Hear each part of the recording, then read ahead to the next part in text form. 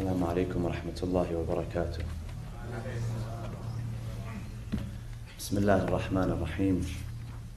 الحمد لله رب العالمين، نحمده ونسبحه ونقدسه على آلائه ونعمائه، ونشهد أن لا إله إلا الله وحده لا شريك له، إلها واحدا أحدا فردا صمدا حيا قيوما، نؤمن له بالربوبية ونقر له بالعبودية، من يهد الله فهو المهتدي ومن يضلل فلن تجد له وليا مرشدا، ونشهد أن سيدنا محمدا عبده ورسوله.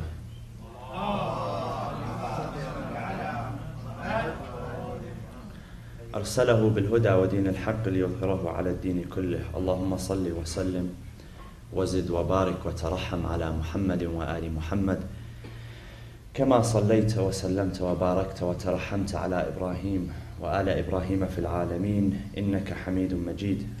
وصل اللهم وسلم على أوصيائه وخلفائه وعترته وأهل بيته. عباد الله، أوصيكم ونفسي بتقوى الله عز وجل. قال الله في كتابه الحكيم: بسم الله الرحمن الرحيم: وإذ ابتلى إبراهيم ربه بكلمات فأتمهن قال إني جاعلك للناس إماما قال ومن ذريتي قال لا ينال عهدي الظالمين. صدق الله العلي العظيم. وصلوا على محمد وآل محمد.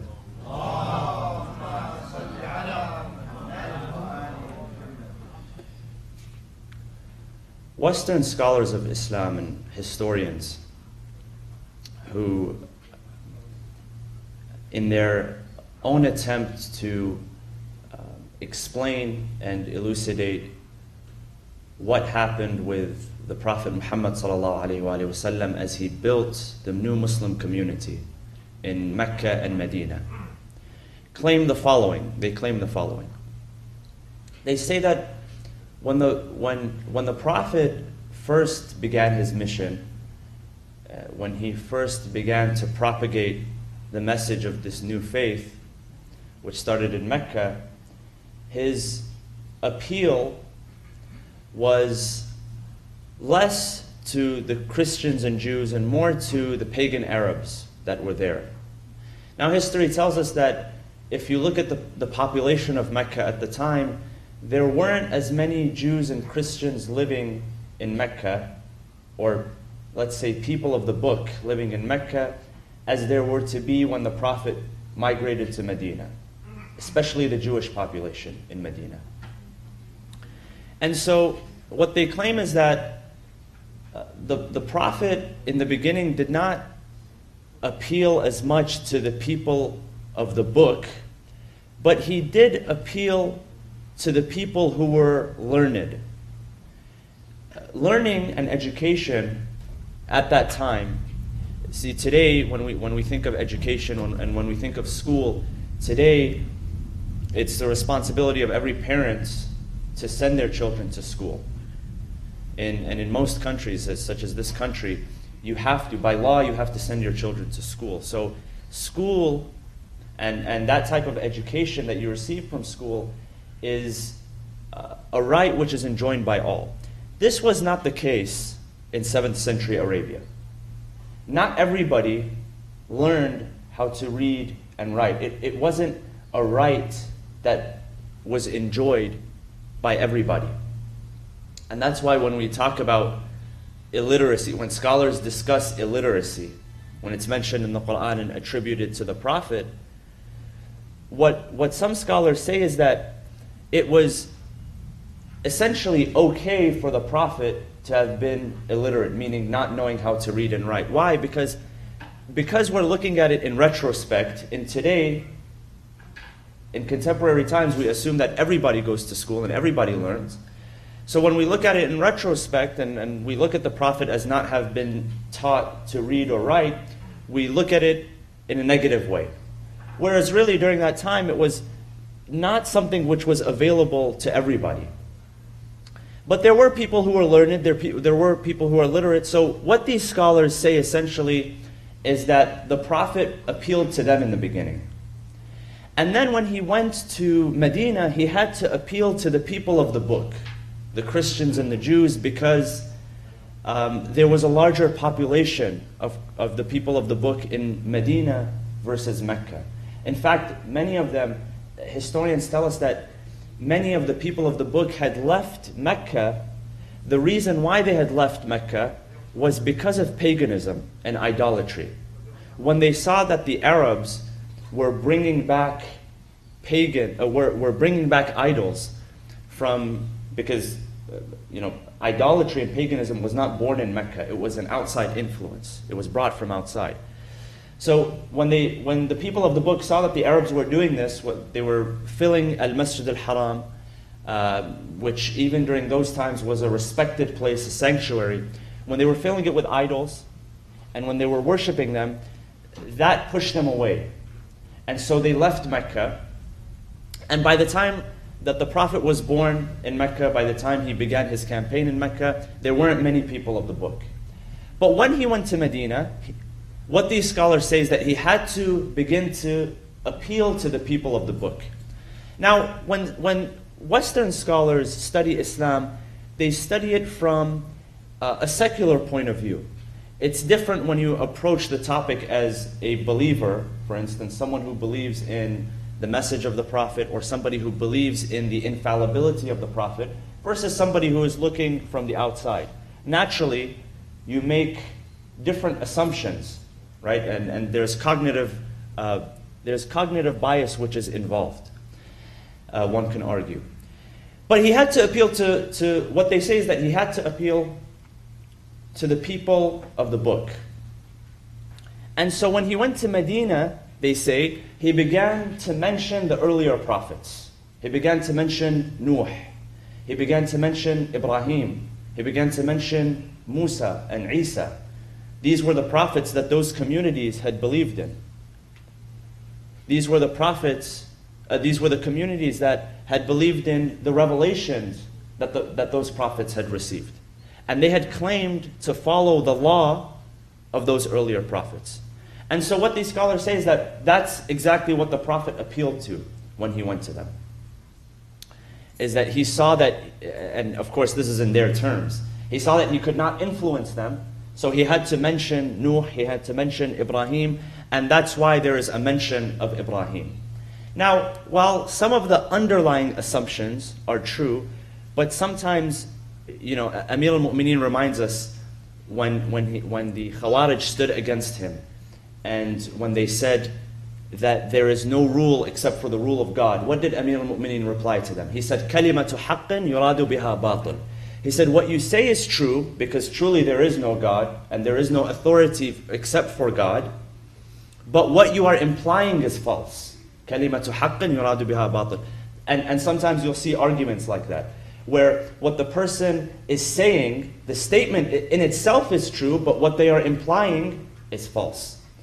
So what they said was true, but what they were implying was false, because they look at the Prophet as a politician, as a statesman, as someone who simply just was trying to look for a way to spread his message and just to influence people. So what is true about that is, yes, the Prophet did appeal to the message of the prophets that came before. But it wasn't that he could not have had influence on them otherwise. Because what he brought with the Quran, his own message, was a message of truthfulness. And it was solid and standing on its own. One interesting verse in the Quran, Allah subhanahu wa ta'ala tells the Prophet, and this is in the early chapters, in Surah Al-Baqarah and Surah Al-Imran, chapters 2 and chapters 3. Now chapter 2, beginning from around verse 124, Allah subhanahu wa ta'ala mentions the story of Ibrahim. وَإِذِ ابْتَلَى إِبْرَاهِيمَ رَبُّهُ بِكَلِمَاتٍ فَأَتَمَّهُنْ قَالَ إِنِّي جَاعِلُكَ لِلنَّاسِ إِمَامًا. In the context of the relationship with the Prophet's relationship with the Jews and Christians, and mentioning Ibrahim and what Ibrahim went through, one of the verses in particular is interesting. It says that Ibrahim was neither a Jew nor a Christian. وَلَكِنْ كَانَ, it says, Bismillah ar-Rahman ar-Rahim, ما كان إبراهيم يهوديا ولا نصرانيا ولكن كان حنيفا مسلما. That Ibrahim was neither a Jew nor was he a Christian. Rather, he was a Hanif. Hanif meaning a monotheist. That he worshipped God without associating any partners. And he was a Muslim. Muslim with a lowercase m, not with a capital M. Meaning Muslim, meaning that he was one who submitted himself to Allah subhanahu wa ta'ala. Because the faith of Islam, as was delivered by our Prophet Muhammad sallallahu alayhi wa sallam,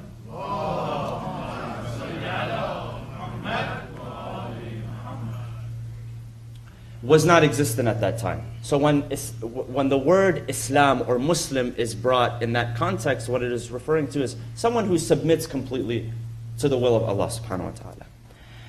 Now, what is being implied there? What is being implied there? Well, the Quran talks about the specific perception that the Jews and Christians who were living in the Arabian Peninsula at that time had, and the attitude that they had. Because when you read different verses, they explain a little bit more of the attitude that they had, the it's my way or the highway attitude. That you have to believe in the way that we believe, or else you have not believed. Because in another verse, Allah subhanahu wa ta'ala describes the same community. He says, كُونُوا هُودًا أَوْ نَصَارَى تَهْتَدُونَ.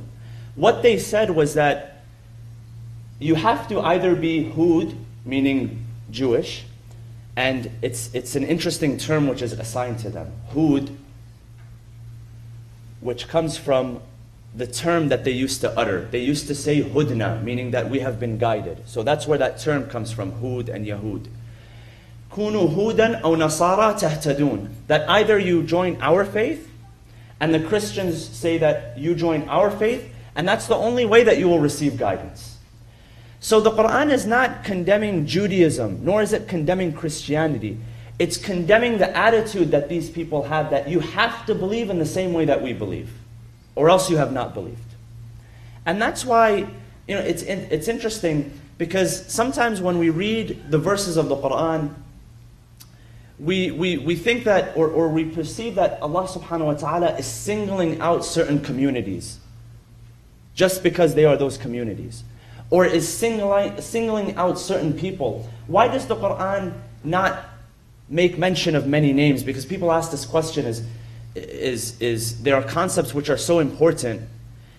Why doesn't the Quran mention names? So why doesn't the Quran mention the names of the Imams, for instance? Well, the reason is because when the Quran is either in praise, in praise mode or condemnation mode, the name of the person is not very important. However, the attitude is very important, or the belief is very important. That's why when the Quran talks about certain communities or certain people, it's important for us as readers not to get hung up on the actual name. Because you'll see people today have animosity towards Christians and Jews because of what the Quran says. Because the Quran says, mentions them in this fashion. No, it's important to understand that they are condemned or praised, because sometimes they are praised as well, not because of who they are as a community, but because of what they believed. What they believed here is that you either have to believe what we believe as Jews, or you have to believe what we believe as Christians, or you have not received guidance. And that's why when the Quran talks about Ibrahim, when the Prophet speaks to the people of the book about Ibrahim, what does he say? He says that he was neither Jewish nor Christian, however, he was Hanif. He was a monotheist. Meaning what? It doesn't mean that he did not have the same message of Moses, and he did not have the same message of Jesus. Why? Because the Quran affirms that all of the prophets, they had the same message in essence. What it is saying is that what you believe to be true does not necessarily apply to everybody. So it's that my way or the highway attitude, which really is not exclusive of the Jews and Christians. Here in the verse, it's attributed to the Jews and the Christians of that time. But that my way or highway attitude, many Muslims have today as well. Either you believe what I believe, or you have not believed. And not just Muslims. This applies with people from the same faith, but of different schools of thought. correct? I am from a certain school of thought. The only way you have believed is if you've believed the way I've believed, and that's it. And you can never be right if you believe in something else. And really the Quran warns us against that type of belief. It says, look, this is the danger that they fell into, those communities back then. They believed that their way of thinking was the only way of thinking. And sometimes as Muslims today, we fall into that trap as well. We think that only my way of thinking is the correct way of thinking. Only the way that my parents taught me and my community taught me, that's the only way to think. That's the only way to properly think. And there's no other way of thinking, and there's no other way of believing, whereas the Quran condemns this.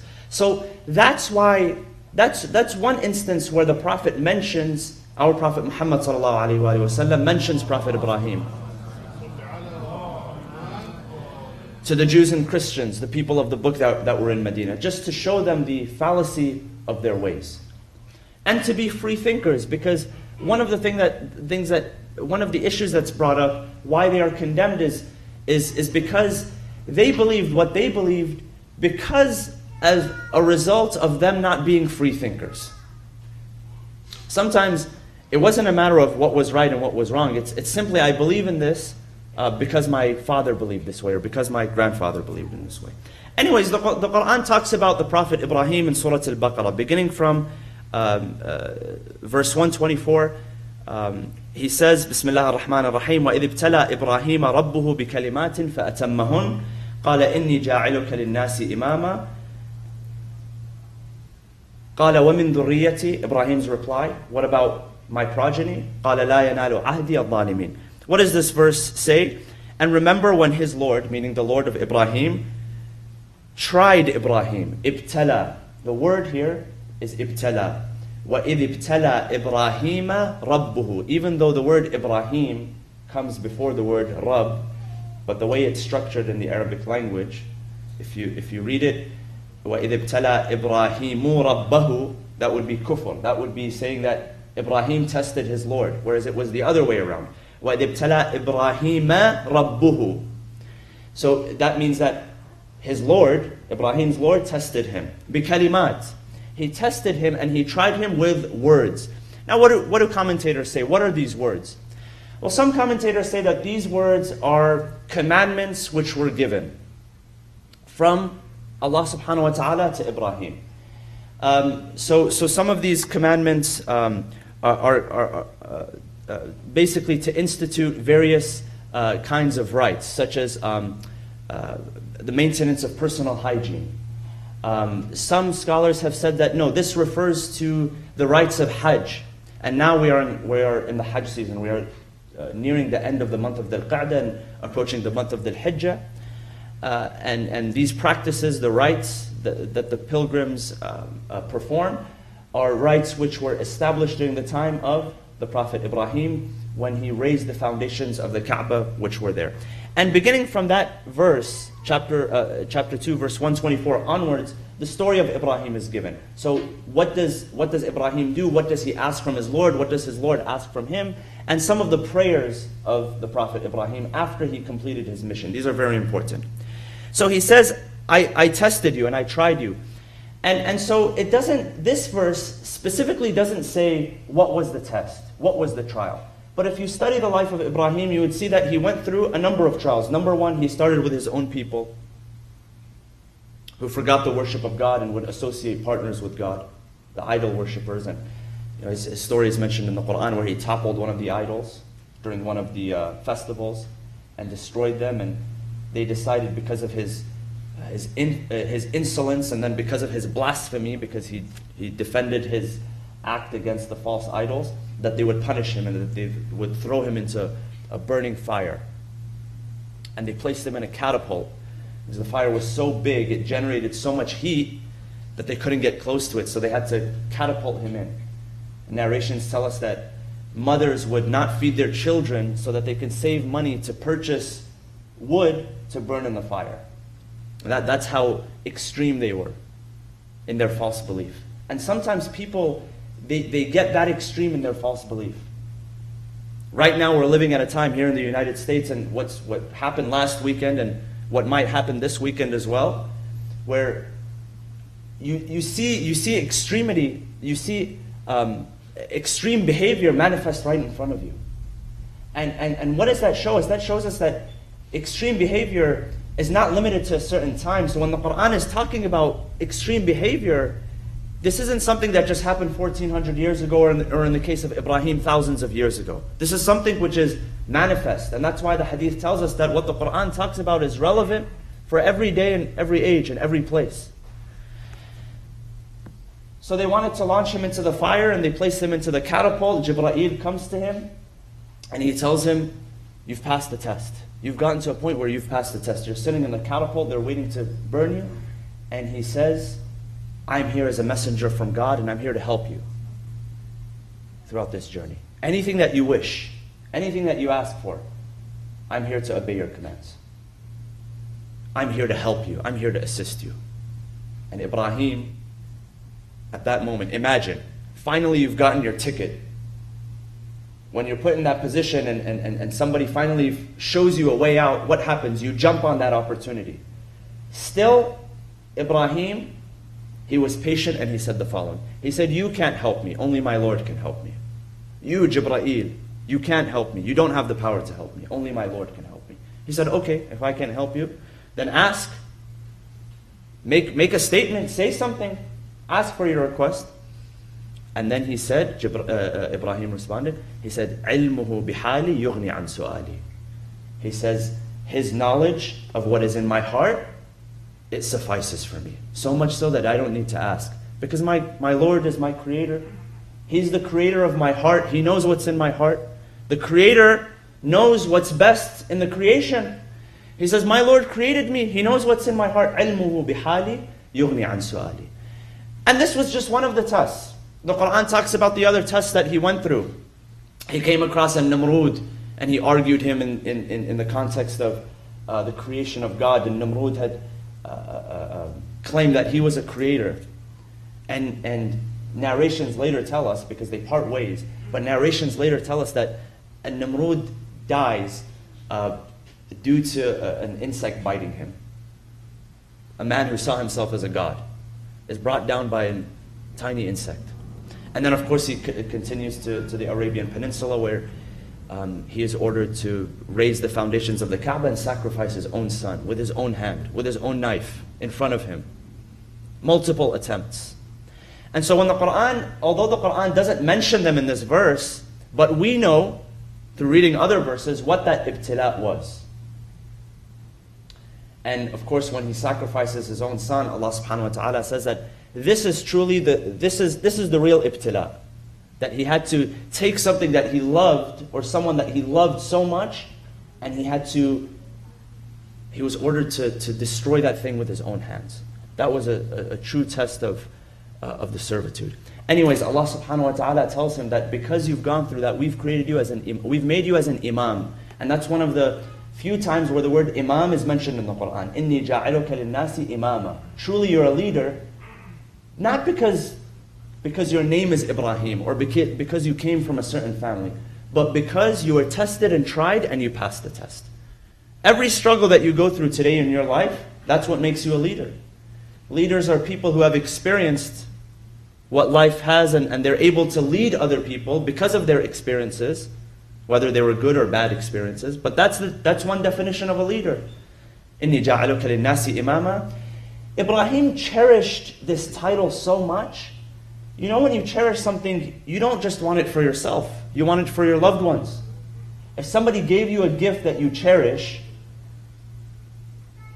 and something that you really love and you really value, the first thing that you would want is, you would want that thing for other people. You would wish that good upon other people. And that's what Ibrahim did. When God told him, I'm making you a leader, I'm putting you in that position of leadership, he said, وَمِن ذُرِّيَّتِي. What about my dhurriyyah? What about my people? What about my descendants? And so Allah subhanahu wa ta'ala tells him, قَالَ لَا يَنَالُ عَهْدِي الظَّالِمِينَ. That those who are oppressors, they shall not take hold of my promise. They shall not take hold of my covenant. So some of them shall be chosen. And of course, from that dhurriya, because later on the Quran talks about the dhurriya, the descendants of Ibrahim, and our own Prophet Muhammad sallallahu alaihi wasallam as a descendant of Ibrahim. But God makes it clear that if this person is an oppressor, then that person shall not represent me. That person shall not represent my promise and my covenant. Again, the Quran, it continues, and in the next couple of verses, the Quran says that, Allah subhanahu wa ta'ala says that after Ibrahim established that home, after he lifted the foundations of that home, we decreed that that home becomes an area which is safe, and it becomes recognized as a sanctuary, where no fighting shall take place, where there shall be no bloodshed, where even insects and animals and wildlife are protected. That's the sanctuary of that place. In the next verse, the verse after that, Ibrahim then prays to Allah subhanahu wa ta'ala. He says, "O Allah, رَبِّ اجْعَلْ هَذَا الْبَلَدَ آمِنًا." O Allah, make this a place which is a sanctuary, which is safe, where people are protected, where animals are protected, where wildlife even is protected, so that we can honor you. And it's interesting because even during the time where Mecca was situated in that time, the pre-Islamic Jahiliyyah time, where civil wars were rampant, and you look at Medina and you had the 100 Years' War between the Aus and the Khazraj. You had similar battles in and around Mecca. There was an understanding that Mecca shall be a place of security. It shall be a sanctuary. That if people come and seek refuge in that city, they shall be granted refuge. If they want protection, they shall be granted protection. That no blood shall be shed. These were the rules of Mecca since the time of Ibrahim, and it is said that even the pagan Arabs, they respected these rules to a certain extent. And I'll end with the following, because when we talk about the Hajj season, and what follows the Hajj season is the season of Muharram. And when you track what is so admirable, and I'll mention this in the end, what is so admirable about the character of Imam Hussein alayhi salam is that he recognized the sanctity of that land that was established during the time of Ibrahim. He recognized that it was a place of purity. He recognized that it was not a place where conflict shall arise. Even if you're the son of the Prophet or the grandson of the Prophet, it becomes your responsibility to make sure that that is a protected and sanctified place.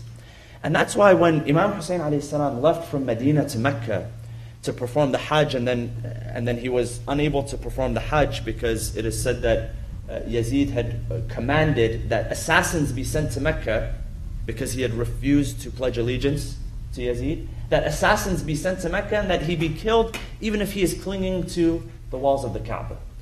So when Imam Hussein alayhi salam understood, and when he came to know of this threat, what did he do? He took the responsibility himself. Even though he was not responsible, he was not carrying a weapon. He was not going to fight. He was not the aggressor. He was not the oppressor. He wasn't the one that was going to initiate the conflict, but he understood that I am in a position where I can avoid conflict. That's why sometimes we have this mentality that I didn't start it. He started it, right? When we get into a conflict with somebody, sometimes it's even with our own brothers, our own siblings, our own cousins, our own relatives. And we stop communicating with them for 5, 10, 15, 20 years, and we cut off relationships with them. And our excuse, I've seen many times when I talk to people, I ask them, why haven't you spoken to your brother for 10 years? He says, Sayyidina, he started it. He started it. That mentality of he started it. Whereas Imam Hussein says, it doesn't matter who started it. I'm going to be the adult, I'm going to be the proper person, and I'm going to do whatever it requires of me to avoid conflict. And that's why Imam Hussein, he stands and he delivered his sermon on the day of Arafat, and he left. Because he understood that that place was a place it was a sanctuary, it was a place of security, it was a place that must be respected. So we ask Allah subhanahu wa ta'ala to bless us in this holy month, and the coming months, inshallah. Bismillah ar-Rahman ar-Rahim. وَالْعَصْرِ إِنَّ الْإِنسَانَ لَفِي خُسْرٍ إِلَّا الَّذِينَ آمَنُوا وَعَمِلُوا الصَّالِحَاتِ وَتَوَاصَوْا بِالْحَقِّ وَتَوَاصَوْا بِالصَّبْرِ وَصَلُّوا عَلَى مُحَمَّدٍ وَآلِ مُحَمَّدٍ.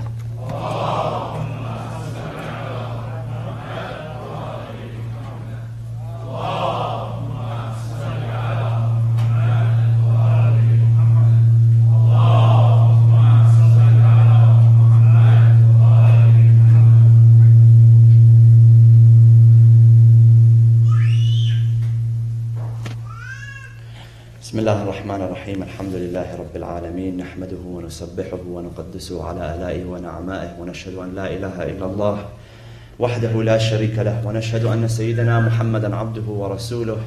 اللهم صل وسلم وزد وبارك وترحم على محمد وآل محمد كما صليت وسلمت وباركت وترحمت على إبراهيم وآل إبراهيم إنك حميد مجيد. وصل اللهم وسلم على أوصيائه وخلفائه وعترته وأهل بيته علي أمير المؤمنين وقائد الغر المحجلين، وعلى البضعة الطاهرة فاطمة الزهراء سيدة نساء العالمين، وعلى سبط نبي الرحمة وسيد شباب أهل الجنة الحسن والحسين، وعلى علي بن الحسين ومحمد بن علي وجعفر بن محمد وموسى بن جعفر وعلي بن موسى ومحمد بن علي وعلي بن محمد والحسن بن علي والخلف الهادي المهدي عجل الله تعالى فرجه وسهل مخرجه وجعلنا من أنصاره وأعوانه. عباد الله، أوصيكم ونفسي بتقوى الله عز وجل.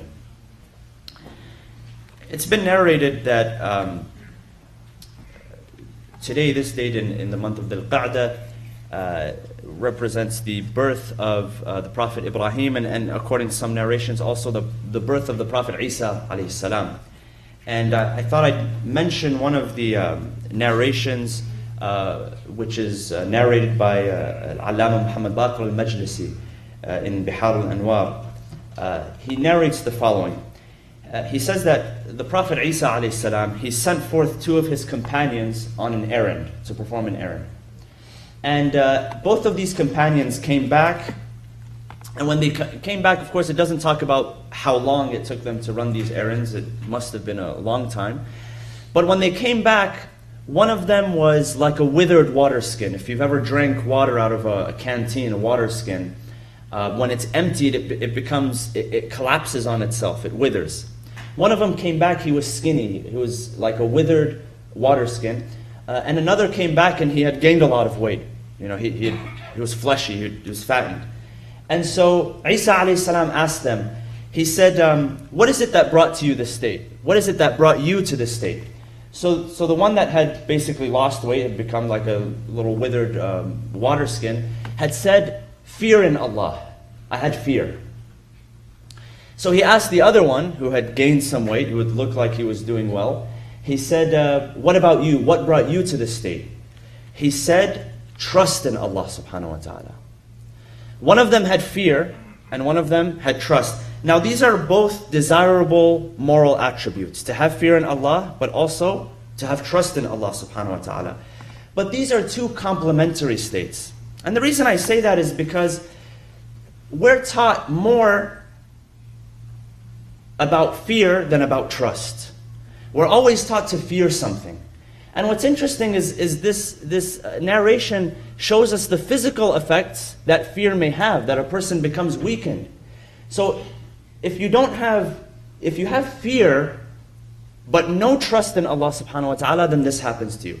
If you have a lot of trust, and you're very, very confident with what you have, to the point where you don't fear anything anymore, you become the opposite of that. That's why there has to be a balance between the two. Not that you're always afraid. Fear is, yes, it's a good thing, but fear is good when it is accompanied with trust in Allah subhanahu wa ta'ala. Yes, I fear myself, not Allah. I fear myself that I will do the wrong thing. That's why it has to be accompanied with trust. And whatever you fear right now, you have to have trust that in the end, Allah subhanahu wa ta'ala will make it right for you. And that's the type of fear which is praised. Not simply fearing someone or something to the point where you can't sleep at night, to the point where you can't eat, to the point where it begins to physically and mentally affect you. The reason I bring this up is because we live today in a world of fear. And I want to address what happened yesterday the tragic event in Barcelona, Spain, where people lost their lives and many innocent people were injured. And this is unfortunately, and we don't say this so that we minimize the tragedy ever. When we say that this has become normal, it's not to minimize the tragedy. A tragedy is always a tragedy. Narrations tell us that when innocent blood is spilled, the angels and everything in the celestial realm of God shakes and shivers when even one drop of innocent blood is spilled. It doesn't say innocent Muslim blood, innocent human blood, any human being, Muslim, non-Muslim. And what this shows really today in the world that we're living in is a weakness. Extremists, they are losing ground. They are losing territory. And before the fall, they are trying to do as much damage as they can. And so it's not in any way a good sign because innocent people are affected and innocent people are hurt. However, it exposes that the aggressors and the oppressors, they are finally, and they will, one day they will come to a halt, and they will stop, and they will be stopped. And that's why the least that we can do is we can voice our concern and stand with them in solidarity. And this may be a fearful time for many people, but we must also trust in Allah subhanahu wa ta'ala. We must also trust that in the end, everything will be fine and justice will be served. Of course, as a community, we unequivocally stand against the atrocities that are being created by, that are being committed by extremists. We ask Allah subhanahu wa ta'ala to bring comfort to all of those who are adversely affected all across the world. Whether it's here home or whether it's in Europe or whether it's in the Middle East or Africa or wherever it is, we ask Allah subhanahu wa ta'ala to bring relief to those who are affected, and we ask Him to strengthen our hearts and to bring us closer to one another in cooperation and unity and harmony, so that we may unequivocally stand against violence, against oppression, and against extremism. Bismillah ar-Rahman ar-Rahim.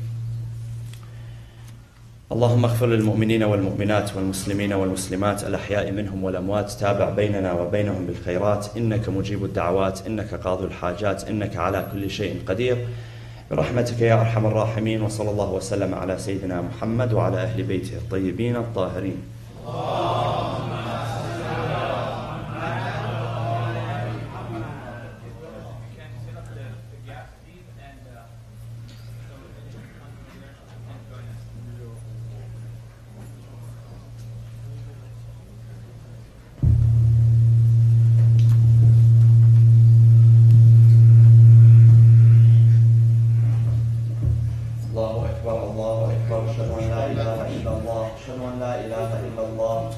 أشهد أن محمدا رسول الله أشهد أن محمدا رسول الله صلى الله عليه وسلم أشهد أن عليا ولي الله أشهد أن عليا حجة الله حي على الصلاة حي على الصلاة حي على الفلاح حي على الفلاح حي على خير العمل حي على خير العمل قد قامت الصلاة قد قامت الصلاة الله أكبر الله أكبر لا إله إلا الله يا محسن قد أتاك المسيء أنت المحسن وأنا المسيء تجاوز عن قبيح ما تعلم مني يا ذا الجلال والإكرام الله أكبر بسم الله الرحمن الرحيم